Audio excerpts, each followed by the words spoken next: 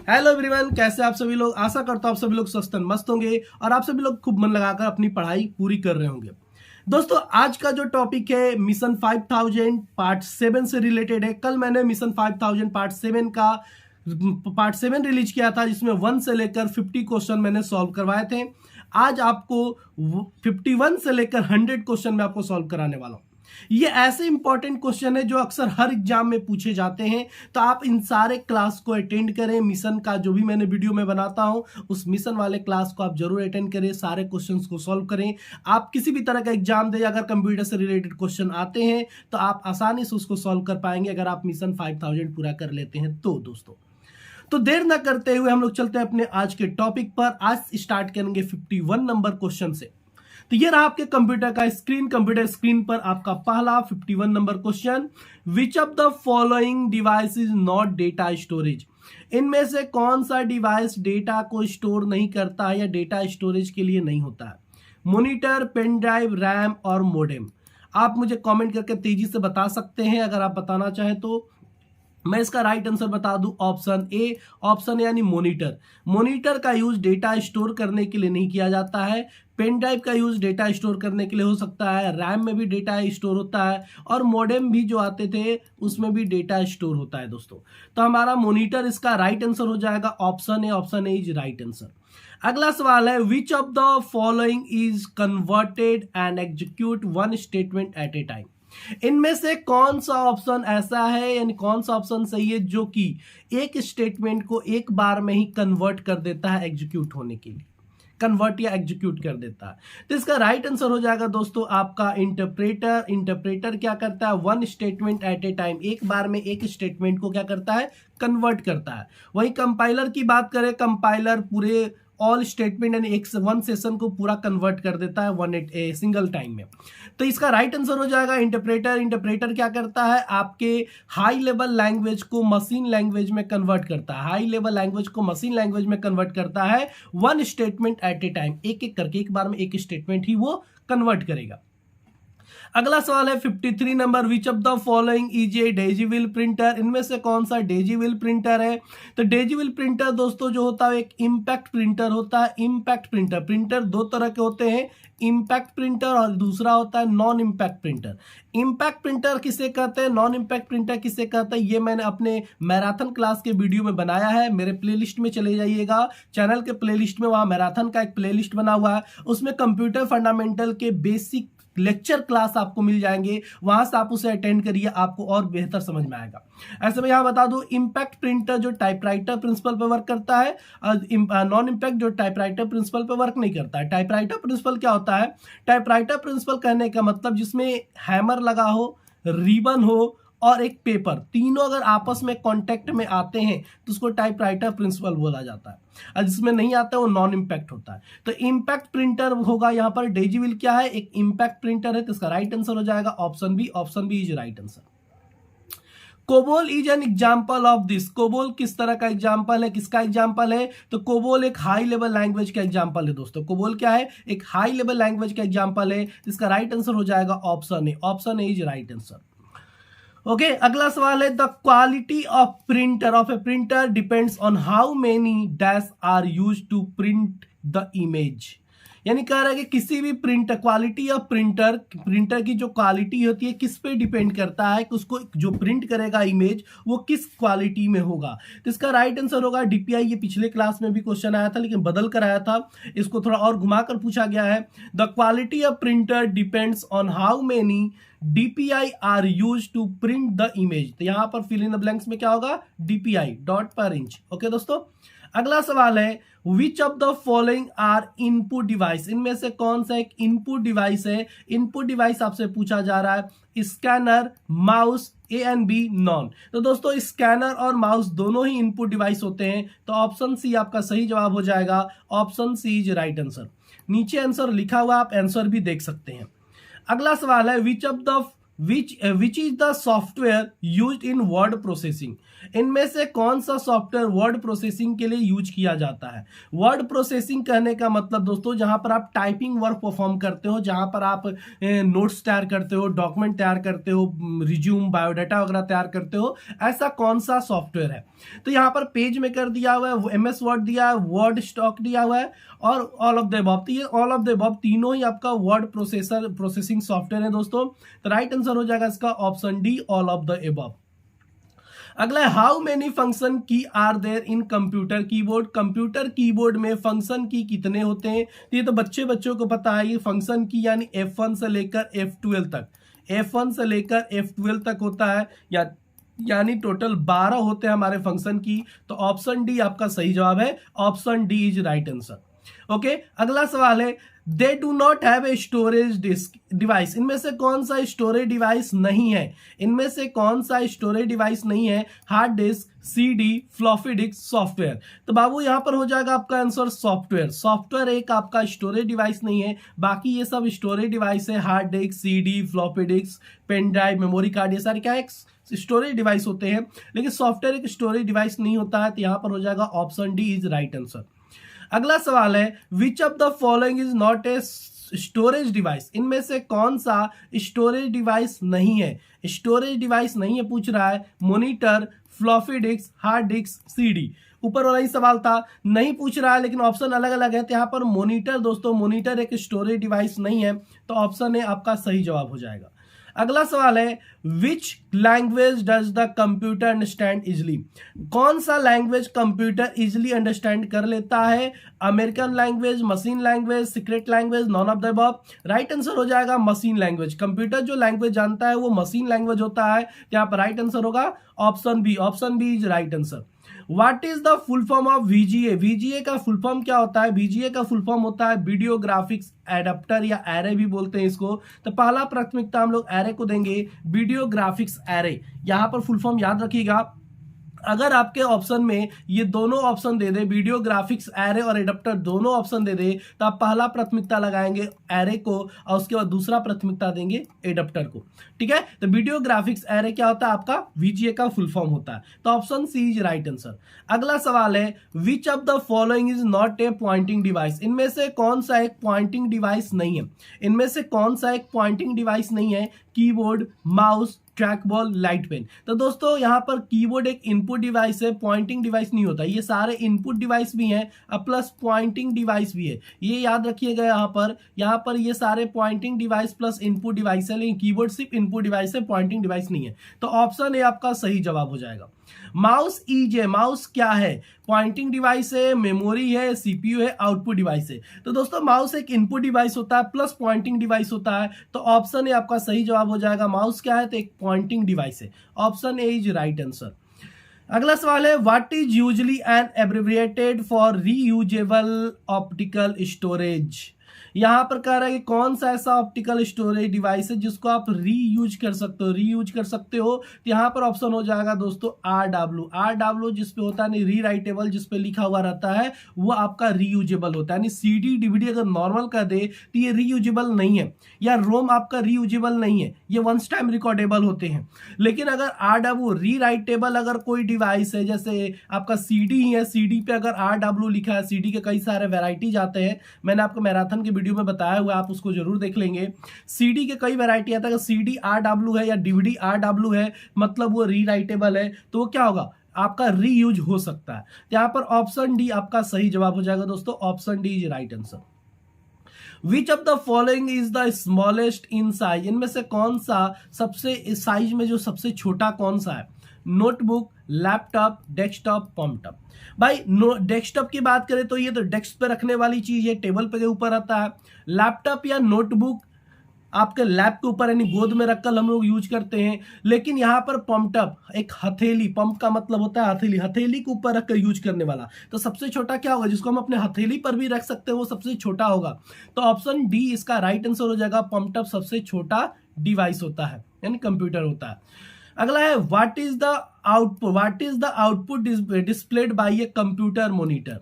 जो कंप्यूटर के मॉनिटर पे जो आउटपुट आता है वो क्या है, किस तरह का आउटपुट है, यहाँ पर हम लोग दोस्तों बोलेंगे soft copy output device. Soft copy output device है तो ऑप्शन इज राइट आंसर। जो मॉनिटर पर या आपके मोबाइल में या कैमरे में जो भी आउटपुट डिवाइस आता है या प्रोजेक्टर पर ही, वो सॉफ्ट कॉपी आउटपुट डिवाइस होता है।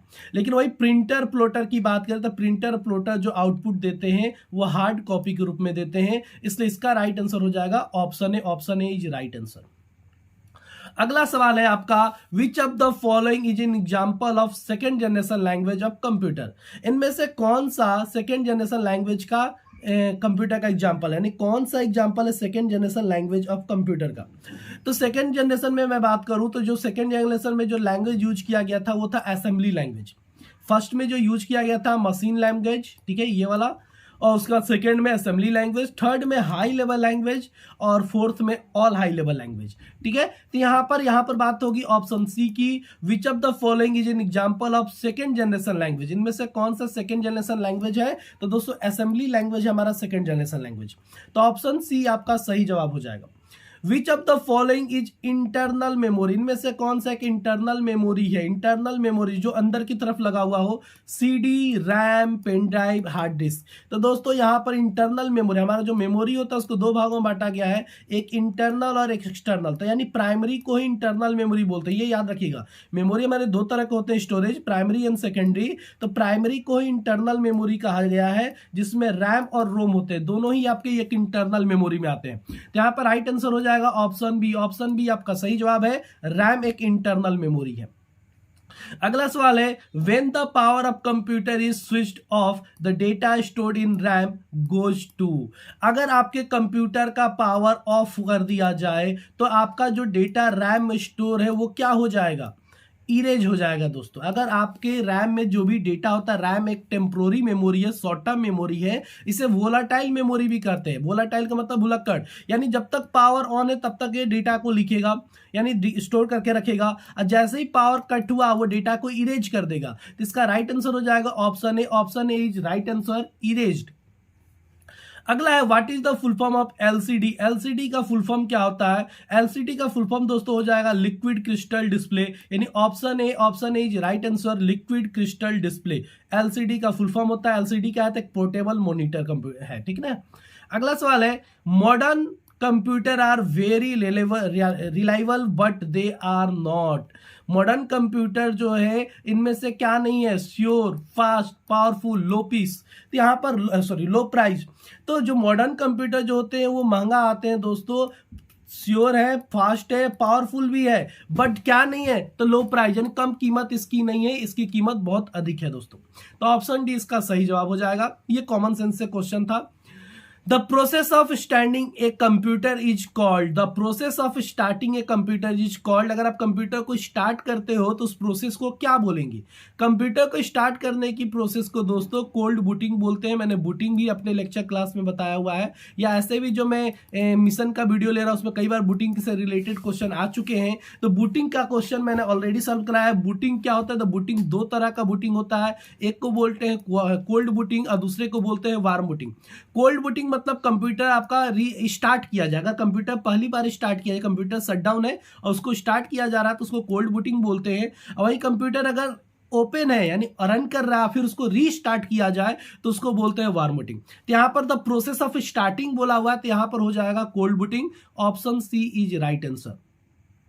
अगला सवाल है, which of the following sequence is correct. यहां पर देखिए कुछ सीक्वेंस दिया हुआ है, TB, GB, KB, MB. TB, GB, MB, KB. ये टीबी, जीबी, एमबी क्या था, टीबी मतलब टेराबाइट, जीबी मतलब गीगाबाइट, केबी मतलब किलोबाइट, एमबी मतलब मेगाबाइट। ये मेमोरी यूनिट है, मेमोरी यूनिट का भी मैंने वीडियो बनाया हुआ है। तो ये मेमोरी यूनिट इनसे पूछ रहा है कौन सा करेक्ट सीक्वेंस है। करेक्ट सीक्वेंस आपसे पूछा जा रहा है तो केबी, एमबी, जीबी, टीबी, ठीक है। वही ऊपर देखिए तो टीबी, टीबी के बाद जीबी, जीबी के बाद एमबी, फिर केबी, ठीक है। तो यहां पर करेक्ट सीक्वेंस पूछ रहा था, करेक्ट सीक्वेंस आपका हो जाएगा, देखो यहां पर जो ये साइन लगा है, अब कितने बच्चे क्या करते हैं ना, डी का ही ऑप्शन सही करके आ जाएंगे। सर केबी के बाद एमबी आता है, एमबी के बाद जीबी आता है, जीबी के बाद टीबी आता है, सही है। लेकिन यहां पर देखो ग्रेटर का साइन लगा है, यानी कौन बड़ा है, बड़े से छोटे की तरफ आपको जाना है, तो टीबी फिर जीबी फिर एमबी फिर केबी। तो यहां पर राइट आंसर हो जाएगा ऑप्शन बी, ऑप्शन बी आपका सही जवाब हो जाएगा। तो क्वेश्चन को हमेशा पहले ध्यान से देखिए फिर सॉल्व करने का प्रयास करिए, बहुत इंपॉर्टेंट क्वेश्चन था ये।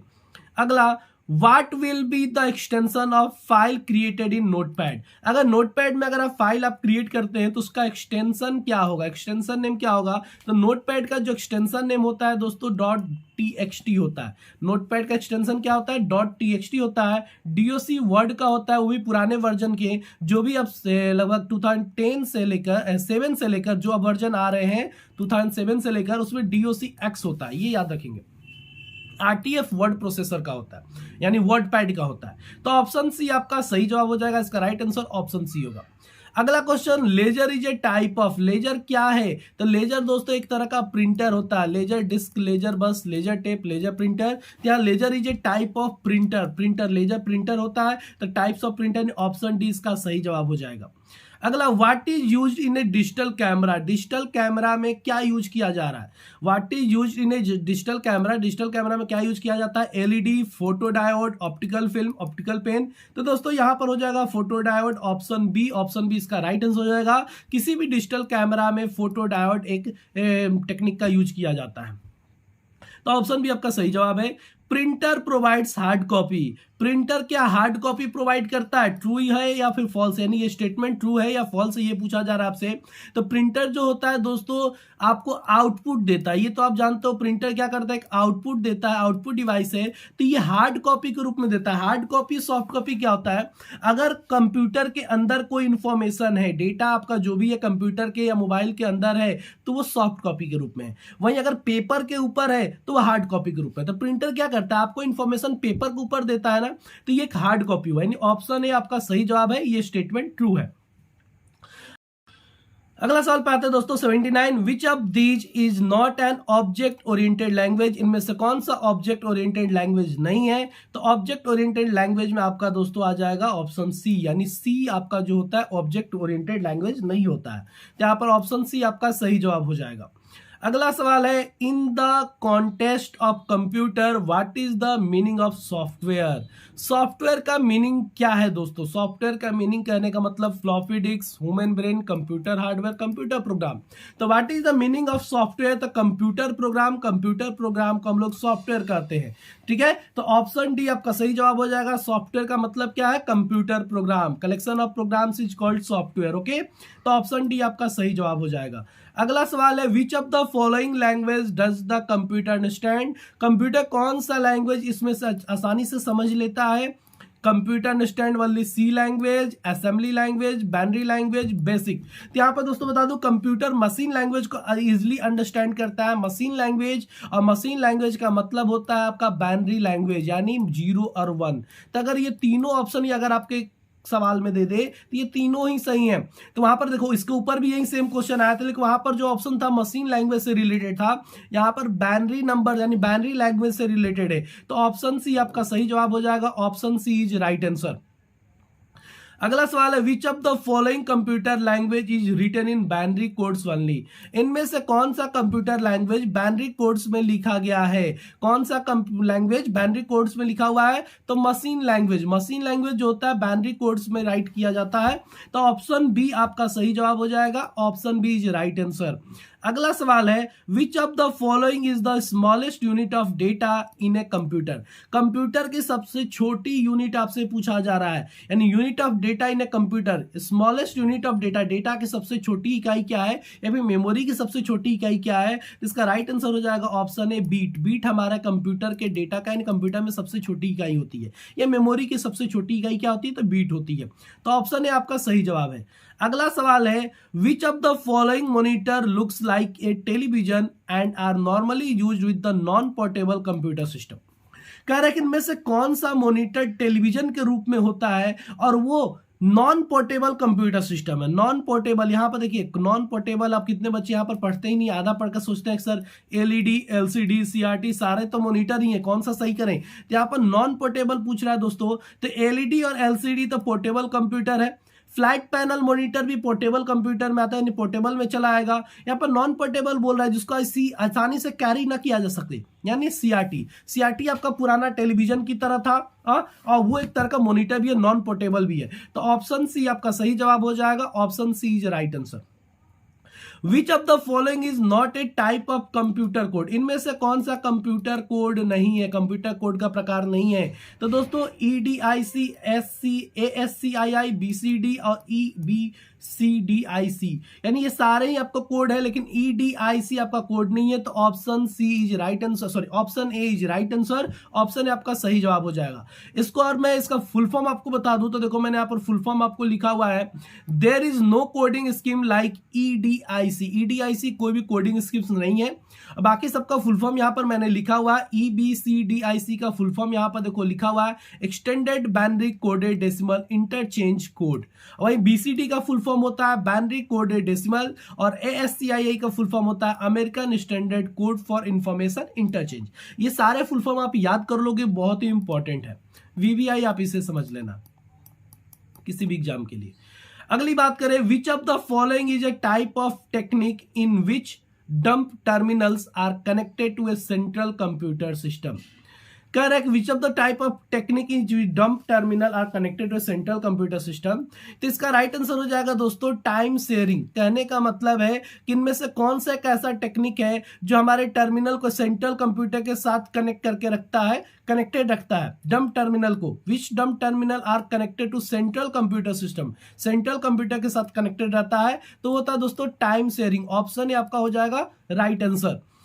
एक्सप्लेन किया जाए इसको तो this happen in the time sharing, in this users were able to interact with the computer and could share it information processing resources, यानी हम अपने इंफॉर्मेशन को दूसरे कंप्यूटर के पास भी शेयर कर सकते हैं, ये हमारा टाइम शेयरिंग कहलाता है।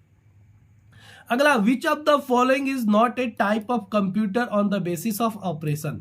इनमें से कौन सा एक computer, which of the following is not a type of computer, इनमें से कौन सा एक कंप्यूटर का प्रकार नहीं है बेसिस ऑफ ऑपरेशन के हिसाब से। तो दोस्तों जो कंप्यूटर हमारे होते हैं डिजिटल होता है, एनालॉग होता है और हाइब्रिड होता है, लेकिन रिमोट कंप्यूटर नहीं होता। तो यहां पर राइट आंसर हो जाएगा आपको option D, option D is right answer. नहीं पूछ रहा कि इनमें से कौन सा कंप्यूटर का प्रकार नहीं है, तो कंप्यूटर के प्रकार में डिजिटल, हाइब्रिड और एनालॉग आता है। इसमें मैंने लेटेस्ट वीडियो बनाकर रखा हुआ है types of classification of computer का, आप जरूर उसको देख लेंगे। तो ऑप्शन डी इसका सही जवाब हो जाएगा। एक्सप्लेन किया जाता है, मैंने अभी जो बताया आपको, एनालॉग, डिजिटल एंड हाइब्रिड तीन तरह के ही कंप्यूटर होते हैं, ठीक है। बेसिस के हिसाब से, अलग अलग बेसिस के हिसाब से बात करें तो अलग अलग होते हैं। जैसे कि पर्पस के हिसाब से बात करें तो कंप्यूटर दो तरह का होता है, general purpose and scientific purpose. और टेक्नोलॉजी के हिसाब से बात करें तो तीन तरह का, एनालॉग, डिजिटल एंड हाइब्रिड। और वही साइज एंड कैपेसिटी की बात करूं तो चार तरह का, जिसमें होता है mini, micro, mini, mainframe and super. चार कंप्यूटर आपके हो जाएंगे।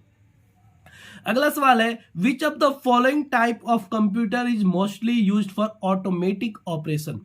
इनमें से कौन सा कंप्यूटर का प्रोग्राम ऑटोमेटिक ऑपरेशंस परफॉर्म करता है। Analogue, digital, hybrid, remote. Option C is right answer. Option C ये आपका हाइब्रिड होगा, जो ऑटोमेटिक ऑपरेशंस करता है। दोस्तों computer is mostly used for automatic operation. Automatic operations करने के लिए हम लोग हाइब्रिड कंप्यूटर का यूज करते हैं। तो ऑप्शन सी आपका सही जवाब हो जाएगा, ठीक है। इसको एक्सप्लेन करने की जरूरत नहीं है, मैं अक्सर बता चुका हूं आपको। Which of the following invention gave birth to the much cheaper micro computer. इनमें से कौन सा एक चीपर माइक्रो कंप्यूटर है। PDH, micro processor, micro computer, main frame. तो यहां पर दोस्तों हो जाएगा option B, micro processor. Micro processor, which of the following invention gave birth to the much cheaper micro computer. यानी इनमें से किसका इन्वेंशन के बाद आपको एक माइक्रो कंप्यूटर मिला, एक चीपर माइक्रो कंप्यूटर मिला। तो माइक्रो प्रोसेसर के आविष्कार के बाद। ऑप्शन बी आपका सही जवाब हो जाएगा, option B is right answer. अगला बात करें, which of the following invention gave birth to the much. Same question लग रहा है दोस्तों, रिपीट हो चुका है, तो इसका भी राइट आंसर आपको वही हो जाएगा।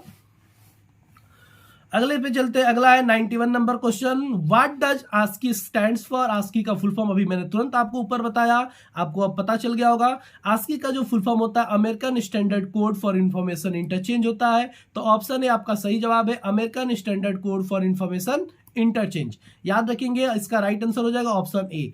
अगला सवाल है, ही decimal representation of the character इतना इन आस्की इज। यानी अगर आपसे पूछा जाए कि आस्की में इसको किस नंबर से रिप्रेजेंट किया जाएगा, ही डेसिमल, इसका डेसिमल नंबर क्या होगा इस कैरेक्टर का। तो दोस्तों आस्की में जो होता है वो एक 1 नंबर से लेकर 255 नंबर तक का कैरेक्टर होता है, यानी 1 नंबर से लेकर 255 नंबर तक का कैरेक्टर होता है। तो इस कैरेक्टर का यानी इस सिंबल का कोड क्या है आस्की में। तो दोस्तों इस कैरेक्टर का कोड आपको हो जाएगा ऑप्शन सी 33 हो जाएगा आपका इस कैरेक्टर कोड। ये जैसे कि ए का होता है, कैपिटल ए का होता है 65, ठीक है, वहीं कैपिटल बी का 66, ऐसे ही जेड तक बढ़ के चला जाएगा 67 68 करके। वहीं स्मॉल ए की बात करें तो स्मॉल ए का 97 होता है, स्मॉल बी की बात करें तो स्मॉल बी का 98 होता है, इस तरह ये जेड तक जाएगा। वहीं जीरो की बात करें तो जीरो का होता है 48, 1 की बात करें तो 49, ठीक है, ये आपको 9 तक जाएगा। अब नीचे मैंने कुछ और भी लिखे हुए यहाँ पर देख सकते हैं, जैसे 33 से आपका ये होता है 34 पे ये, 35 पे ये, 36 पे ये। ओके दोस्तों, तो ये कुछ आप याद कर लेंगे। आप देखना चाहें तो कैरेक्टर मैप को ओपन करके आप किसी भी कैरेक्टर का कोड देख सकते हैं, या फिर एक्सेल के किसी भी सेल में जाकर आप लिखिएगा equal to code bracket start करिएगा, कोई भी आप एक कोड लिख दीजिए, जैसे ए लिख दीजिए इन्वर्टेड कॉमा के अंदर, अब बंद कर दीजिए। इंटर करेंगे तो ए का जो कोड होगा आपके सामने आ जाएगा 65। मैंने एक्सेल पे भी, इस पे भी एक वीडियो मैंने बनाकर रखा हुआ है, आप मेरा टेक्स्ट फंक्शन का वीडियो जाकर देख सकते हैं। एक्सेल का टेक्स्ट फंक्शन का वीडियो आप जाकर देख लीजिए, आपको ये कोड फंक्शन या अदर टेक्स्ट फंक्शन के बारे में पता चल जाएगा। तो एक्सेल से रिलेटेड मैंने mathematical, statical, date, time, text तक का मैंने वीडियो यहाँ पर बनाकर, प्रैक्टिकली वीडियो बनाकर मैंने डाला हुआ है, तो आप उसे जरूर जाकर देख लें। अगला, the 2 types of ASCII are. ASCII जो होता है वो 2 तरह का होता है, वो कौन कौन सा है। आस्की 4 और 8, आस्की 8 और 16, आस्की 7 और 8 और 4 और 6। तो दोस्तों जो आस्की का जो 2 टाइप्स है वो 7 और 8 होता है, तो इसका राइट आंसर हो जाएगा आस्की 7 एंड 8। यहां पर देखिए एक्सप्लेन भी मैंने किया हुआ है। The 2 types of ASCII are ASCII 7 and ASCII 8। ASCII 7 are 7 bit, ये भी एक क्वेश्चन आपका बन जाएगा, याद रखिएगा। आस्की 7 जो होता है 7 बीट रिप्रेजेंट करता है, वहीं आस्की 8 बीट को रिप्रेजेंट करता है। ये आप क्वेश्चन जरूर याद रखेंगे, इसलिए मैंने एक्सप्लेन यहां पर किया हुआ है। अगला बात करें अगले सवाल का, विच of the following is a valid encoding format. इनमें से कौन सा एक वैलिड इनकोडिंग फॉर्मेट है। इनकोडिंग फॉर्मेट इनमें से वैलिड कौन सा है दोस्तों, तो इसका राइट आंसर हो जाएगा UTF-8 यानी ऑप्शन बी आपका सही जवाब है। इसको भी मैं अगर एक्सप्लेन और करूं तो देखो एक्सप्लेन यहां पर किया गया है। The various encoding formats are UTF-8, UTF-16, UTF-32। ये 3 तरह के इनकोडिंग फॉर्मेट्स होते हैं। 8, 16, 32, ठीक है। UTF का फुल फॉर्म पूछा जाए आपसे तो यूनिकोड ट्रांसफॉर्मेशन फॉर्मेट, ये फुल फॉर्म भी याद रखेंगे। और ये कितने तरह के इनकोडिंग फॉर्मेट्स होते हैं, 8, 16 और 32, आप ये याद रखेंगे, बहुत इंपॉर्टेंट सवाल है। It is basically an encoded system that support all language, जो लगभग हर तरह के लैंग्वेज को सपोर्ट करता है। फिर बात करें SVGA स्टैंड्स फॉर। SVGA का फुल फॉर्म आपसे पूछा जा रहा है, तो SVGA का फुल फॉर्म होता है super video graphics array. Super video graphics array, यानी आपको VGA का फुल फॉर्म अभी तुरंत बताया गया। VGA में आपको SS का मतलब सुपर जोड़ देना है, तो ऑप्शन डी इसका सही जवाब हो जाएगा। Option D is right answer, ठीक है। अब चलते हैं, यहां पर भी कुछ देख लीजिए, एक्सप्लेनेशन लिखा हुआ है। Super video graphics array is a type of visual display unit, यानी एक तरह का एक मॉनिटर, एक तरह का स्क्रीन है। It supports 124x768 pixels with 16 million different operations, यानी इसका जो रेजुलेशंस होता है इतने पिक्सल्स के बराबर होता है, और ऑपरेशंस की बात करें तो 16 मिलियन डिफरेंट ऑपरेशंस को परफॉर्म कर सकता है। तो आप ये सारे इंपॉर्टेंट सवाल आप नोट करके रखेंगे। अगले सवाल पे चलते हैं। The device that use to give signal और multiple coloured image and drawing are. कह रहे हैं कि जो ऐसा कौन सा डिवाइस आप यूज करते हैं जो सिंगल और मल्टीपल कलर इमेज और ड्राइंग में यूज होता है। सिंगल और मल्टीपल कलर इमेज और ड्राइंग में यूज करता है। Monitor, printer, plotter, video. तो दोस्तों इसका राइट आंसर हो जाएगा प्लॉटर। प्लॉटर का यूज हम लोग करेंगे, option C is right answer. Plotter क्या होता है? तो प्लॉटर को देखो यहाँ एक्सप्लेन मैंने किया हुआ है। Plotter are the device which are use to give coloured image. Plotter क्या करता है? कलर इमेज प्रोड्यूस करता है, ठीक है। They use ink pens and ink jet for drawing. इसमें दोनों तरह का आता है, इंक पेन भी आते हैं, इंक जेट ड्राइंग भी आते हैं। Pens of the different colours and shades are used for shading and styles. Okay दोस्तों, इसका राइट आंसर हो जाएगा आपका प्लॉटर। अगले सवाल पे चलते हैं। अगला सवाल आपका आ जाएगा स्क्रीन पर। The line printers the print one line at a time are. कह रहा है कि लाइन प्रिंटर जो होता है एक बार में वन लाइन प्रिंट करता है, वो कौन सा प्रिंटर है? लाइन प्रिंटर जो होता है दोस्तों आपका ड्रम प्रिंटर कहलाता है। यानी लाइन प्रिंटर में कौन सा प्रिंटर आता है? ड्रम प्रिंटर आता है। यानी लेजर प्रिंटर तो आपका हो जाएगा नॉन इम्पैक्ट प्रिंटर, जो कि एक तरह का पेज प्रिंटर है। इंकजेट प्रिंटर भी एक तरह का पेज प्रिंटर है। चैन प्रिंटर एक तरह का कैरेक्टर प्रिंटर होता है। मैं टाइप्स ऑफ प्रिंटर की भी बात कर दूं आपके सामने, तो प्रिंटर जो होते हैं वो दो तरह के होते हैं, इम्पैक्ट और नॉन इम्पैक्ट। अभी मैंने कुछ देर पहले ऊपर भी बताया, impact and non impact. Impact में दो तरह के प्रिंटर आते हैं, एक होता है कैरेक्टर प्रिंटर, एक होता है लाइन प्रिंटर, और इसमें एक तरह का जो होता है पेज प्रिंटर।